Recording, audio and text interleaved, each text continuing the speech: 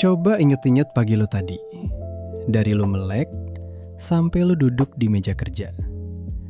Berapa banyak keputusan yang beneran lo pikirin? Gue tebak, hampir nggak ada. Lo bangun, lo raih ponsel sebelum mata bener-bener kebuka. Lo ke kamar mandi, lo gosok gigi tanpa mikirin urutannya. Lo bikin kopi, lo buka aplikasi yang sama, lo scroll grup yang sama. Semuanya jalan sendiri. Dan ini poin yang bikin gue agak merinding pas mikirin. Sebagian besar hidup lo hari ini dijalanin sama versi lo yang lagi autopilot. Bukan lo yang mikir, tapi lo yang udah diprogram. Nah, kabar baiknya begini. Kalau lo bisa ngerti gimana program itu kebentuk, lu bisa nulis ulang programnya. Dan kalau lu benerin satu aja kebiasaan kecil yang jalan otomatis setiap hari, efeknya numpuk. Dalam setahun, 2 tahun, lu bisa jadi orang yang beda total. Bukan karena lu kerja lebih keras, tapi karena autopilot lu udah jalan ke arah yang bener. Di episode ini, gue mau cerita 3 hal. Pertama, kenapa otak lu doyan banget bikin kebiasaan sampai lu gak sadar? Kedua, anatomi dari setiap kebiasaan, yang ternyata cuma punya 4 bagian. Dan ketiga, gimana cara lu pakai 4 bagian itu buat ngebongkar kebiasaan buruk dan bangun yang baru. Oh iya, kalau ini pertama kali lo mampir ke sini, selamat datang di Teman Kantor. Di sini kita ngobrol santai soal buku-buku pengembangan diri, karir, dan bisnis.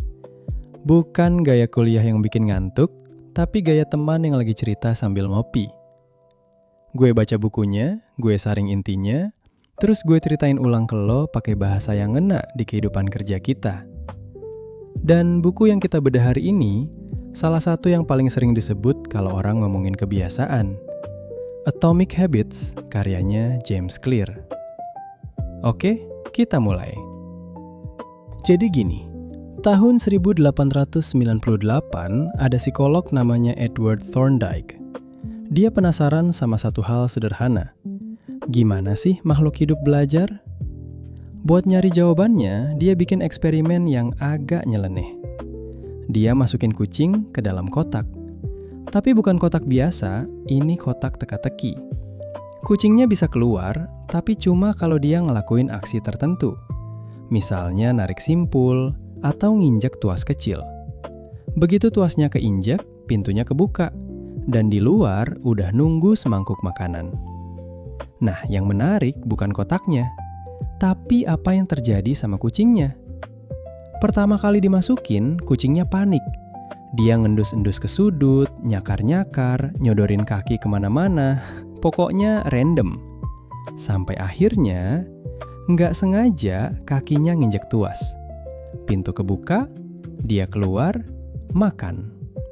Terus Thorndike masukin lagi, dan lagi, dan lagi. Yang dia catat menarik banget. Percobaan pertama, kucingnya butuh sekitar 1,5 menit buat keluar. Tapi makin sering diulang, waktunya makin pendek.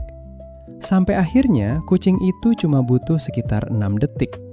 Begitu dimasukin, langsung injek tuas, keluar, selesai. Coba lo rasain bedanya.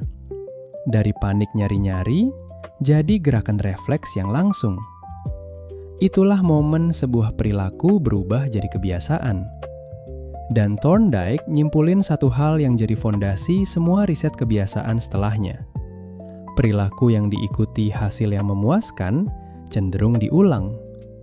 Perilaku yang hasilnya mengecewakan cenderung ditinggalin. Gampangnya, otak lo itu pemalas yang cerdas. Begitu dia nemu cara yang berhasil, dia bakal pakai cara itu terus, biar nggak usah mikir dari nol tiap kali. Jadi intinya, kebiasaan itu bukan tanda lo lemah atau nggak disiplin. Kebiasaan itu cara otak lo ngirit tenaga. Dan itu sebenarnya hadiah, asal lo tahu cara ngendaliinnya. Nah, sekarang pertanyaannya. Kenapa otak segitu niatnya bikin kebiasaan? Jawabannya satu kata, hemat. Coba bayangin, lo masuk ke kantor baru di hari pertama. Semuanya bikin lo mikir keras. Liftnya yang mana? Pantry di lantai berapa? Si bos tipe yang formal atau santai? Otak lo kerja rodi seharian, dan pulang-pulang lo capek banget padahal cuma duduk. Tapi minggu kedua, lo udah gak mikirin itu lagi. Lo langsung tahu ke lift mana, langsung tahu jam berapa pantry rame. Otak lo udah bikin jalan pintas buat hal-hal yang berulang. Itulah fungsi utama kebiasaan, ngurangin beban mikir. Setiap kali lo ngadepin situasi yang sama berkali-kali, otak lo mulai nyatet. Apa yang penting, apa yang bisa diabaikan, aksi mana yang bikin hasil enak. James Clear nulis sesuatu yang menurut gue sering disalahpahami orang. Banyak yang ngira kebiasaan itu ngebatasin kebebasan. Padahal kebalikannya. Justru tanpa kebiasaan, hidup lo malah penuh keputusan kecil yang gak ada habisnya. Coba pikir, kalau tiap pagi lo harus mutusin dari nol, mau gosok gigi nggak, mau mandi nggak, jalan ke kantor lewat mana, kapan lo sempat mikirin hal yang lebih penting? Justru karena urusan dasar udah otomatis, lo punya ruang mental buat mikirin strategi, ide, kerjaan yang beneran butuh otak. Kebiasaan yang baik bukan penjara, dia itu pondasi. Begitu pondasinya jalan otomatis, lu bebas mikirin yang di atasnya. Jadi intinya, kebiasaan itu bukan lawan dari kebebasan. Justru kebiasaan yang tepat itu yang ngasih lu kebebasan. Yang jadi masalah cuma satu, kalau autopilotnya jalan ke arah yang salah. Oke, ini bagian yang paling penting. Pelan-pelan ya, karena ini peta yang bakal lu pakai terus. James Clear bilang, setiap kebiasaan, apapun itu, selalu terdiri dari 4 bagian. 4. Nggak lebih, nggak kurang. Dia nyebutnya petunjuk, gairah, tanggapan, dan ganjaran. Gue jelasin satu-satu pakai contoh yang lu alamin tiap hari. Bagian pertama, petunjuk. Ini pemicu. Sinyal kecil yang ngasih tahu otak lu, ada hadiah nih di depan. Contoh paling gampang, ponsel lu bergetar. Itu petunjuk. Belum lu ngapa-ngapain, tapi otak lu udah siaga. Bagian kedua, gairah. Ini dorongannya. Begitu ponsel bergetar, lu nggak pengen ponselnya. Lu pengen tahu isi notifikasinya. Lu penasaran. Rasa penasaran itulah gairahnya. Tanpa gairah, lu nggak akan gerak. Petunjuk doang nggak cukup. Harus ada rasa pengen. Bagian ketiga, tanggapan. Ini aksinya. Lu ambil ponsel, lu buka, lu baca pesannya. Tanggapan itu kebiasaan yang lu lakuin secara nyata. Bagian keempat, ganjaran. Ini hasilnya. Lu dapat jawaban dari rasa penasaran tadi. Lega, puas. Dan inilah yang penting, otak lu nyatet. Oke, getaran tadi memang ada hadiahnya. Jadi lain kali ponsel getar, lu bakal lebih cepat nyamber. Lu lihat siklusnya. Petunjuk, gairah, tanggapan, ganjaran. Terus muter.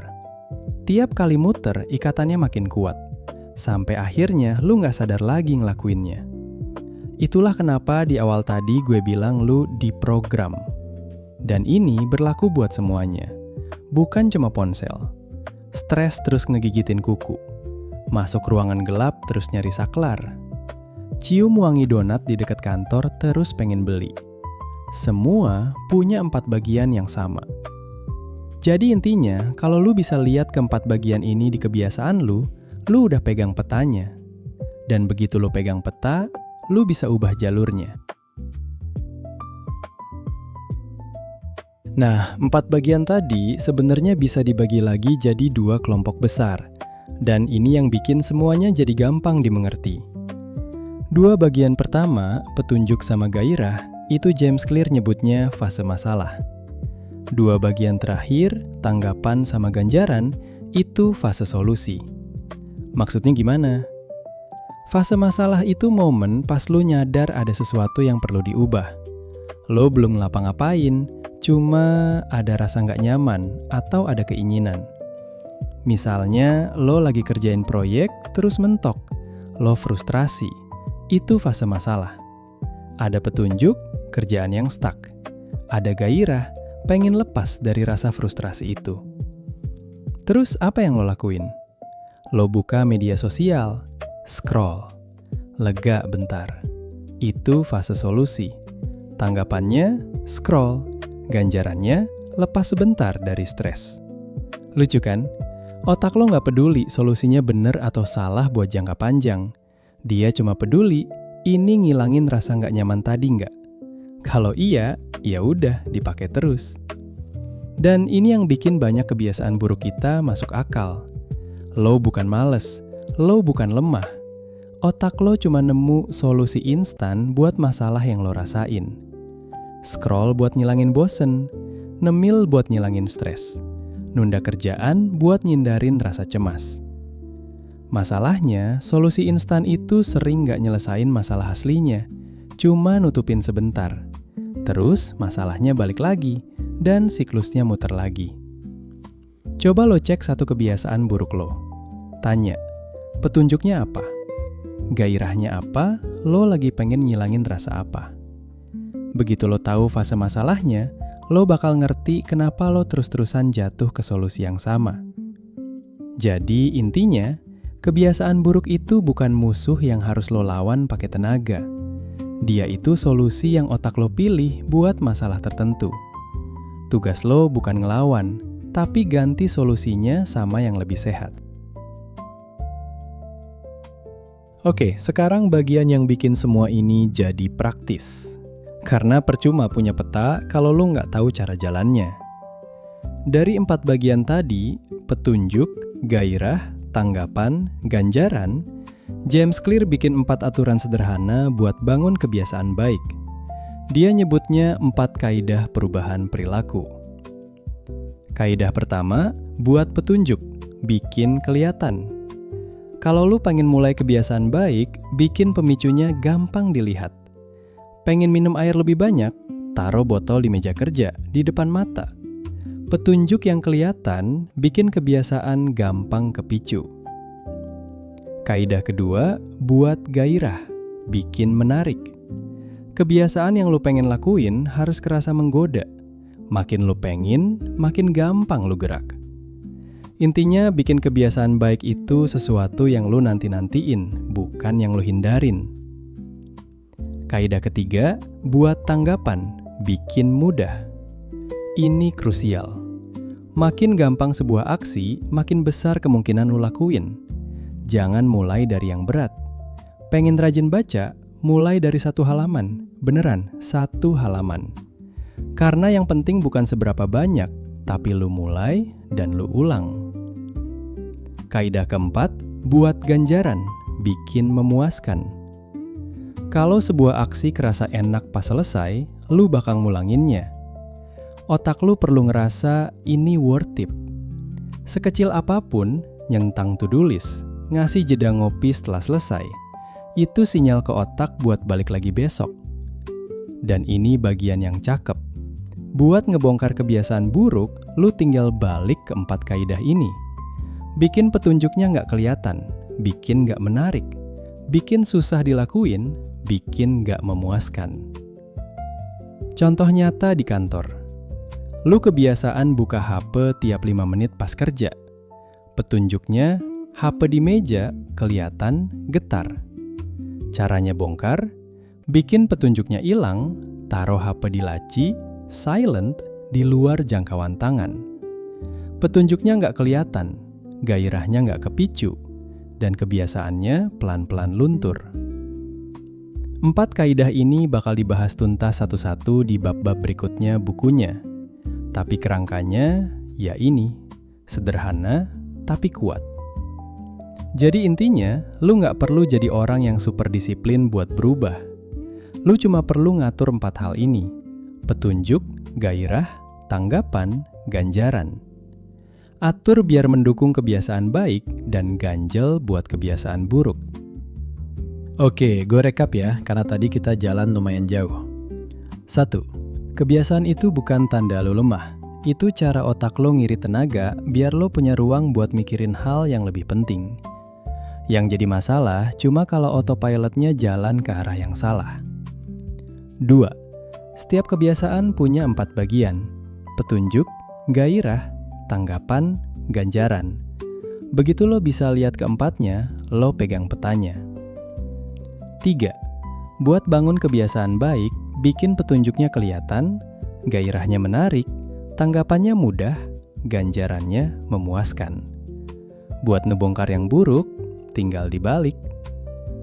Nah, satu aksi konkret yang bisa lo coba besok. Pilih satu kebiasaan buruk lo yang paling ngeganggu.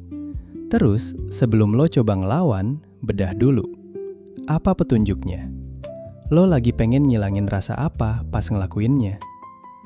Cukup itu dulu, karena begitu lo ngerti pemicunya, setengah pertarungan udah lo menangin. Dan jujur ya, gue udah cerita lumayan banyak, tapi ini baru sebagian kecil dari isi bukunya. Atomic Habits ini ngebahas tiap satu dari 4 kaidah tadi sampai dalam banget, lengkap sama puluhan contoh dan trik praktis. Kalau lo ngerasa obrolan ini relate, gue saranin lo beli bukunya langsung. Judulnya Atomic Habits, penulisnya James Clear. Baca sendiri itu beda rasanya, dan menurut gue worth it banget. Kalau episode ini ngebantu, share ke teman kantor lo yang autopilotnya lagi jalan ke arah yang salah. Siapa tahu ini yang dia butuhin buat mulai nulis ulang programnya. Gue teman kantor, sampai ketemu di episode berikutnya.